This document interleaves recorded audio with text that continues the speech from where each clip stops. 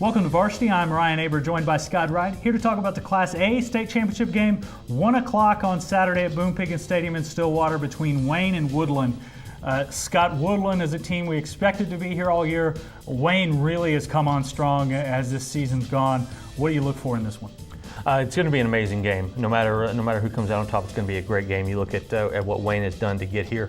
Woodlawn, a team that had to replace some important seniors from last year, had some sophomores step into really vital roles, grew up really fast. But you did have a lot of juniors that were juniors from last year who were seniors now. Guys like Willie Zachary at running back who have really filled in well and provided some great leadership along with amazing talent to get this team back to this point. Heading down to 8-man next year, could win 2 Class A titles in 11-man and then drop down to 8-man.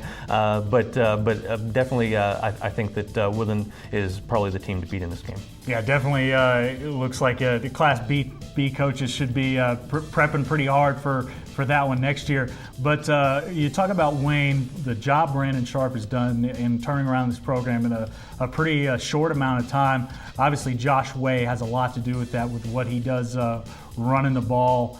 Just how impressive has that job been this year?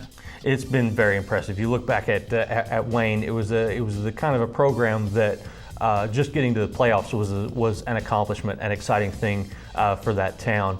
And for him to do what he's done, getting deep into the playoffs the last 2 or 3 years has been really impressive. Obviously, Josh Way is an incredible running back. Sam Martin at quarterback, a really talented player who's only a junior and will be back next year.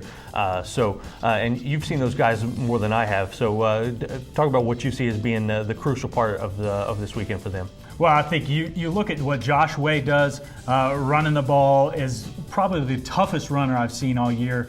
Just the yards that he's able to get after first contact have been unbelievable, dragging 4 or 5 guys down the field to get an extra 8 or 10 yards. But you look at their defense, and they're not flashy. They don't put up a lot of numbers. They don't hold teams really low down, but they make plays when they need to make plays. And that's how they've been all year in the big games. I've watched them beat a really good Minko team that was undefeated, watched them knock off a Wynnewood team that was undefeated at the time. And you go away not being overly impressed by their defense, but what they're able to do through the totality of the game, but what they're able to do when it matters is what has brought them to this point. You know, an interesting thing about Woodlawn is Joe Sindelar is a really talented coach, has a good history, and he was kind of thrown into the job before last season, was able to put together a team that makes a run and wins the state championship. I think that coaching edge, I'll say, just barely over less experienced Brandon Sharp is going to pay off. I'm picking Woodlawn in this one. I've been with them since before the playoffs started.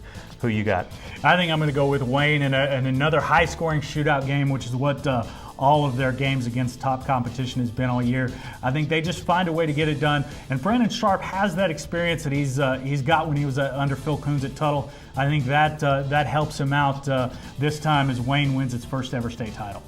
Scott, thanks for joining us, and thank you. Check us out every day at newsok.com/varsity for the best high school coverage anywhere.